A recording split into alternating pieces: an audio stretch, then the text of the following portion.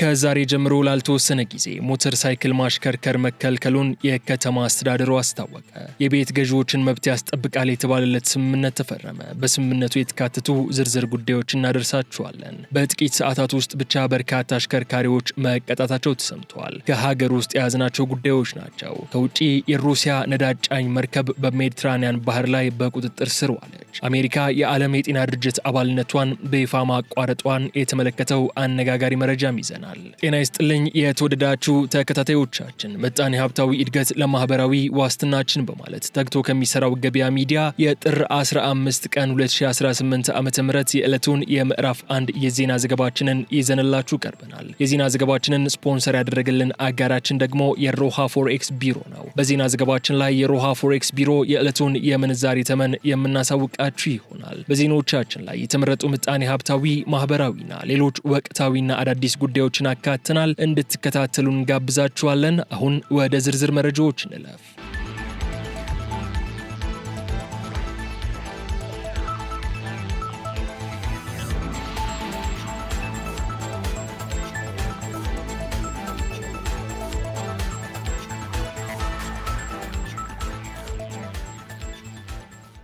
የቤት ገዢውን መብት ያስጠብቃል የተባለለት ስምምነት ተፈረመ። የቤት ገዢውን መብት ለማስጠበቅና የሪል ስቴት ዘርፉን ገጽታ ለመገንባት እንዲሁም በታማኝነትና በግልጽነት ለማገልገል የኢትዮጵያ ሪል ስቴት አልሚዎች ማህበርና የአዲስ አበባ ንግድና ዘርፍ ማህበር ምክር ቤት በቅንጅት ለመስራት ተፈራርመዋል። የቃል ኪዳን ሰነዱ ከትናንት ጀምሮ ተግባራዊ እንደሚሆን የተገለጸ ሲሆን ይህ ስምምነት በመንግስት እውቅና ያለው ስለሆነ በተለየ መልኩ የቤት ፈላጊዎችን ከተለያዩ ማጭበርበሮች ነፃ የመሆን እድልን የሚያረጋግጥ ነው ተብለዋል። ይህም በቤት ሻጭ እና በገዥ መካከል ያሉትን ችግሮች ለመፍታት የተጠና ስትራቴጂ የሚከተል ሲሆን በተለይ በህገ መንግስቱ የጸደቀውን አዋጅ 1357/2024 ወደ ተግባር ለማስገባትና በቀጣይ ይጸድቃል ተብሎ የሚጠበቀውን የግልግል ዳኝነት አዋጅ ተግባራዊ የሚሆንበት ስለመሆኑ በቃል ኪዳን ሰነዱ ላይ ተገልጿል። የኢትዮጵያ ሪል ስቴት አልሚዎች ማህበር ፕሬዚዳንት አለማየሁ ከተማ ሪል ስቴቶች በከተሞች ውስጥ የአገልግሎትና የመሰረተ ልማት እድገቶች የታዩባቸው መሆኑን ጠቅሰው ሰፊ የስራ ዕድሎች መፈጠራቸውንም ገልጸዋል። በዘርፉ በአሉታዊ መልኩ ስሙን የሚያጎድፍ ድርጊቶች በአልሚ ሆነ በሌሎች አካላት ሲፈጸም ይታያል ያሉት ፕሬዚዳንቱ ዜጎች ገንዘባቸውን ከከፈሉ በኋላ ቤት የማስተላለፍ ስራ እጅግ በመዘግየቱ ምክንያት የሚፈጠሩ ችግሮች ናቸው ብለዋል። ገንዘባቸውን አውጥተው ቤቶች ያልተላለፉላቸው በርካታ ዜጎች መኖራቸውን በመግለጽ ኑሯቸው የተናጋባቸው ለከፋ ችግር የተዳረጉ ዜጎች እንዳሉም በሰፊው እንደሚታይ ተናግረዋል። ማህበሩም የስነ ምግባር ደንብ በመቅረጽ ሁሉም አልሚ ስርዓት ይዞ የሚሰራበት የመግባቢያ ሰነድ ይፈርማል ያሉት የማህበሩ ፕሬዚዳንት ከስነ ምግባር ውጭ የሚሰሩ አካላት ካሉም ወደ ስርዓት እንዲገቡ ጥረት ይደረጋል ሲሉ ተናግረዋል። ሁለቱ ድርጅቶች የቃል ኪዳን ሰነድ የተፈራረሙበት ዋነኛ ዓላማም የቤት ገዢውን መብት ለማስጠበቅና የሪል ስቴት ዘርፉን ገጽታ ለመገንባት እንዲሁም ስነ ምግባር የጎደላቸውን አልሚዎች ከድርጊታቸው እንዲቆጠቡና በኢትዮጵያ ጤናማ የሪል ስቴት ዘርፍ አሰራር እንዲኖር ነው ተብሏል።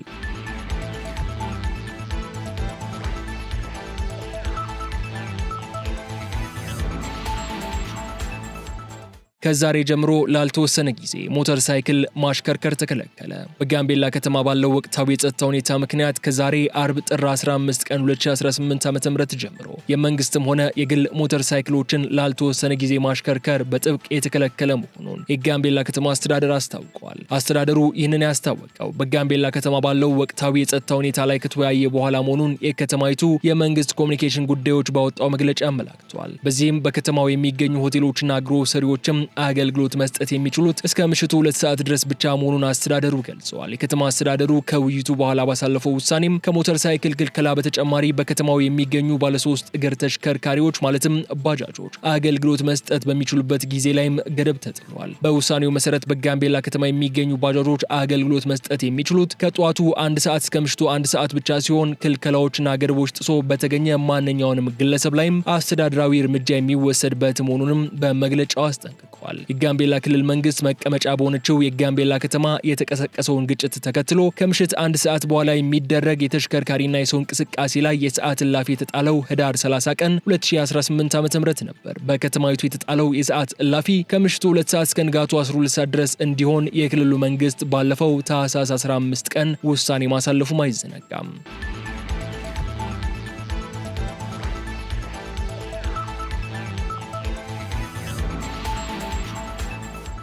የጉራጌ ዞን ፍትህ መምሪያ በግማሽ በጀት ዓመቱ ውጤታማ የህግ ማስከበርና የፍትህ አገልግሎት ስራዎችን ማከናወኑን አስታወቀ።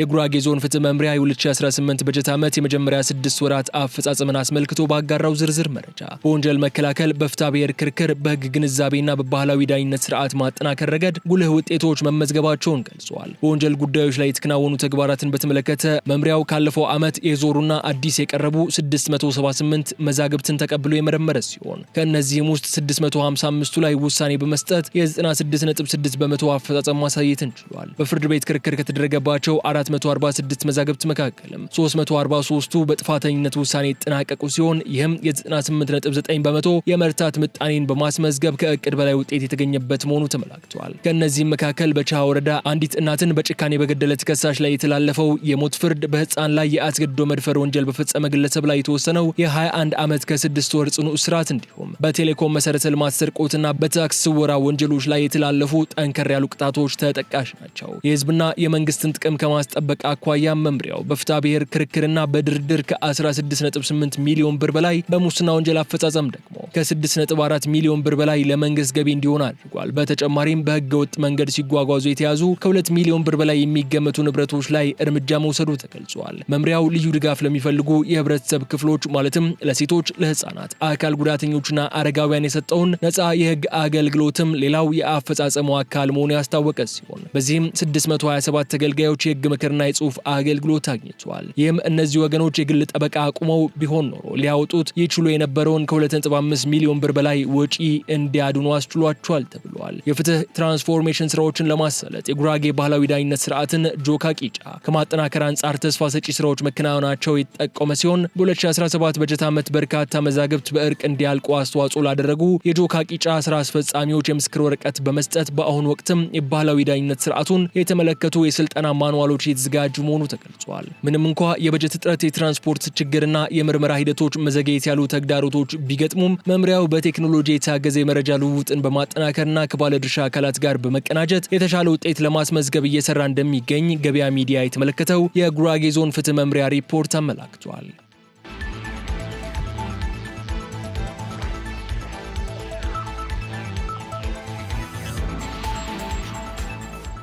በርካታ አሽከርካሪዎች ከልኬት በላይ ጠጥተው በማሽከርከራቸው ተቀጡ።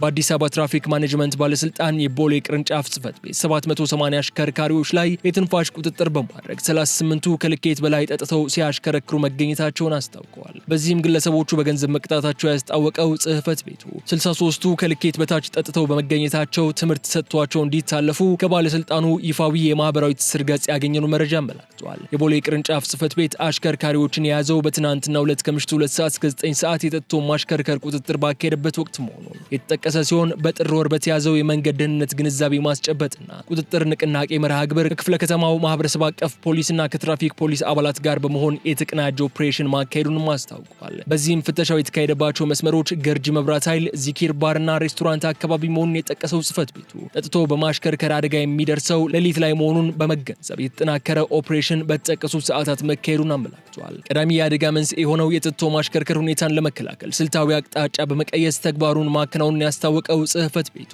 ይኸው አሰራር በቀጣይ ሳምንታትም በሌሎች አካባቢዎች ተጠናክሮ እንደሚቀጥል ተጠቁሟል። በደንብ 557/2016 መሰረት በልዩ ደረጃ ጥፋት ስር ከ0.24 እስከ 1 ሚሊግራም በሊትር የአልኮል መጠን በትንፋሽ ውስጥ የተገኘበት አሽከርካሪ ከ1500 እስከ 3000 ብር በገንዘብ እንደሚቀጣና በጥፋቱም ከ3 ነጥብ እስከ 8 ነጥብ እንደሚመዘገብበት ተቀምጧል።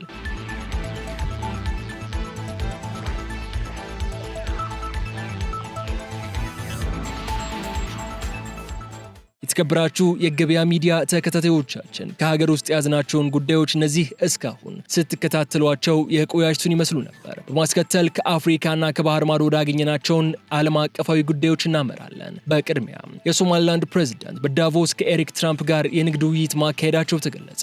በስዊዘርላንድ ዳቮስ እየተካሄደ በሚገኘው የዓለም የኢኮኖሚ መድረክ ላይ የተገኙት የሶማሊላንዱ ፕሬዝዳንት አብዱራህማን መሐመድ አብዱላሂ የአሜሪካው ፕሬዝዳንት ዶናልድ ትራምፕ ልጅ ከሆነውን ኤሪክ ትራምፕ ጋር በኢንቨስትመንት ጉዳዮች ላይ መምከራቸው ተገልጿል። በዝግ በሮች በታጀበው በዚህ ስብሰባ ላይ ባለፈው ወር ሶማሊላንድን በሉዓላዊ ሀገርነት ለመጀመሪያ ጊዜ እውቅና የሰጠችውን እስራኤል ፕሬዝዳንት ይስሐቅ ሄርዞግም ተገናኝተዋል። ፕሬዝዳንት አብዱላሂ ለኤሪክ ትራምፕ በሀገራቸው ስላለው ኢንቨስትመንት እድሎች ገለጻ ያደረጉ ሲሆን በተለይም በዓለም ላይ እጅግ ስትራቴጂካዊ በሆነው የባህር መስመር ላይ የሚገኘውን የበርበራ ወደብን የማልማት ጉዳይ በሰፊው አንስተዋል። የሶማሊላንድ ፕሬዝዳንቱ ከውይይቱ በኋላ ለሮይተርስ በሰጡት ቃል ስብሰባው እጅግ ስኬታማ እንደነበርና ከኤሪክ ትራምፕ እንዲሁም ከፕሬዝዳንት ሄርዞግ ጋር መወያየታቸውንም አረጋግጠዋል። ይህ የንግድ ግንኙነት ሙከራ የመጣው ፕሬዝዳንት ዶናልድ ትራምፕ ወደ ስልጣን ለመመለስ ጥቂት ቀናት ሲቀሯቸው የትራምፕ ቤተሰብ የንግድ ድርጅት ቀደም ሲል ከሀገር ውጭ አዳዲስ ንግዶችን ላለመጀመር ጥሎት የነበረውን ገደብ ማንሳቱን ተከትሎ ነው። ሶማሊላንድ እንደ አውሮፓውያን አቆጣጠር ከ1991 ጀምሮ ራሷን ችላ ብታስተዳድርም እስካሁን ድረስ ከአንድ የተባበሩት መንግስታት ድርጅት አባል ማለትም ከእስራኤል ውጪ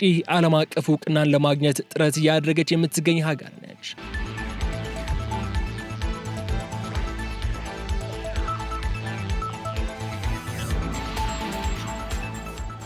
ፈረንሳይ የሩሲያ ነዳጅ ጫኝ መርከብን በቁጥጥር ስር ማዋሏን አስታወቀች። በሜዲትራኒያን ባህር ላይ የሚንቀሳቀሰውንና ዘ ግሪኒች የተባለውን ግዙፍ ነዳጅ ጫኝ መርከብ የፈረንሳይ ባህር ኃይል ከአጋሮቹ ጋር በመሆን በቁጥጥር ስር እንዳዋለው አስታውቋል። መርከቡ በስፔንና በሞሮኮ መካከል ባለ የባህር ክልል ውስጥ ሲንቀሳቀስ የተያዘው ሐሰተኛ ሰንደቅ ዓላማ እየተጠቀመ ዓለም አቀፍ ማዕቀቦችን በመጣሱ መሆኑ ተገልጿል። የፈረንሳዩ ፕሬዝዳንት ኢማኑኤል ማክሮን እንደገለጹት ይህ እርምጃ ሩሲያ በዩክሬን ላይ የከፈተችውን ጦርነት ለመደገፍ የምታውለውን የገንዘብ ምንጭ ለመቁረጥ ያለመ ነው። መርከቡ የኮሞሮስን ሰንደቅ ዓላማ በመጠቀም ለማሳሳት ቢሞክርም የብሪታንያ የባህር ኃይል ባደረገው የክትትል ድጋፍ ሊያዝ የቻለ ሲሆን የዩናይትድ ኪንግደም መከላከያ ሚኒስትር ጆን ሄልም የፑቲንን ህገወጥ ወረራ የሚደግፉ መርከቦችን የመግታት ስራ ተጠናክሮ እንደሚቀጥል አረጋግጠዋል።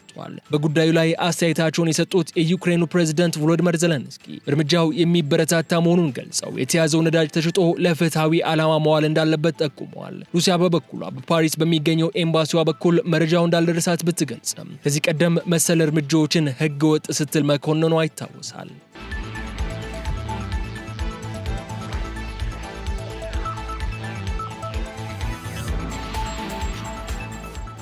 በመጨረሻም አሜሪካ የዓለም ጤና ድርጅት አባልነቷን በይፋ አቋረጠች።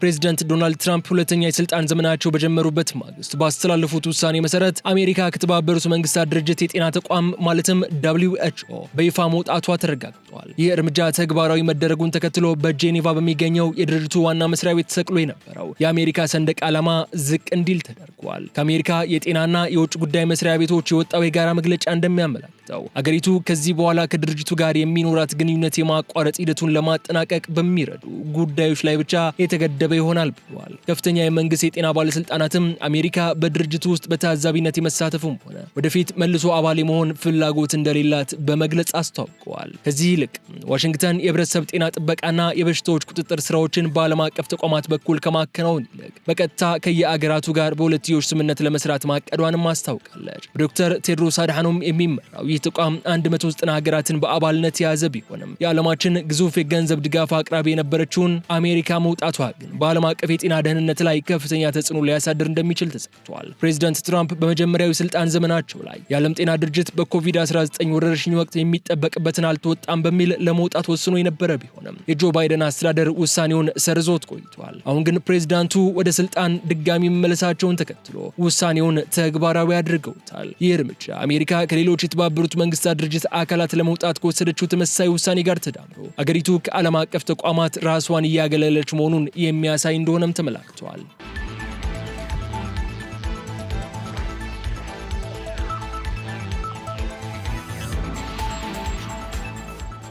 የተወደዳችሁ ተከታታዮቻችን የዕለቱን የምዕራፍ 1 የዜና ዘገባችን የተከታተላችሁትን ይመስላል። አሁን ደግሞ የሮሃ ፎሬክስ ቢሮን የዕለቱን የምንዛሪ ተመን እናሳውቃችኋለን። በዛሬው ዕለት ሮሃ ፎሬክስ ቢሮ ይፋ ባደረገው መረጃ መሰረት አንዱን የአሜሪካ ዶላር 178 ብር ከ10 ሳንቲም ተገዝቶ 181 ብር ከ66 ሳንቲም ተሽጧል። አንዱን የታላቋን ብሪታንያ ፓውንድ ስተርሊንግ 230 ብር ከ42 ሳንቲም ተገዝቶ 235 ብር ከ02 ሳንቲም ተሽጧል። አንዱን ዩሮ 202 ብር ከ26 ሳንቲም ተገዝቶ 206 ብር ከ30 ሳንቲም ተሽጧል። አንዱን የስዊዝ ፍራንክ 217 ብር ከ99 ሳንቲም ተገዝቶ 222 ብር ከ34 ሳንቲም ተሽጧል። ተገዝቷል። አንዱን የደቡብ አፍሪካ ራንድ 9 ብር ከ84 ሳንቲም ተገዝቶ 10 ብር ከ03 ሳንቲም ተሽጧል። አንዱን የአረብ ኤምሬትስ ድርሃም 47 ብር ከ84 ሳንቲም ተገዝቶ 48 ብር ከ79 ሳንቲም ተሽጧል። አንዱን የአውስትራሊያ ዶላር 106 ብር ከ17 ሳንቲም ተገዝቶ 108 ብር ከ29 ሳንቲም ተሽጧል። አንዱን የሳውዲ አረቢያ ሪያል 47 ብር ከ15 ሳንቲም ተገዝቶ 48 ብር ከ09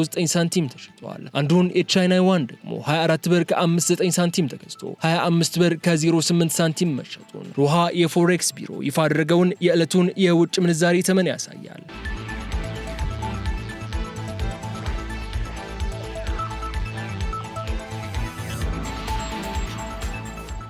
የተከበራችሁ የገበያ ሚዲያ ተከታታዮቻችን ለጥር 15 ቀን 2018 ዓ.ም የተዘጋጁትን የምዕራፍ 1 የዜና ዘገባዎቻችን እነዚህ እስካሁን ስትከታተሏቸው የቆያችሁትን ይመስሉ ነበር። በቀጣይ በሌሎች ጉዳዮች መልሰን እስክንገናኝ ድረስ መልካሙን ሁሉ ለእናንተ ተመኘን። ሰላም።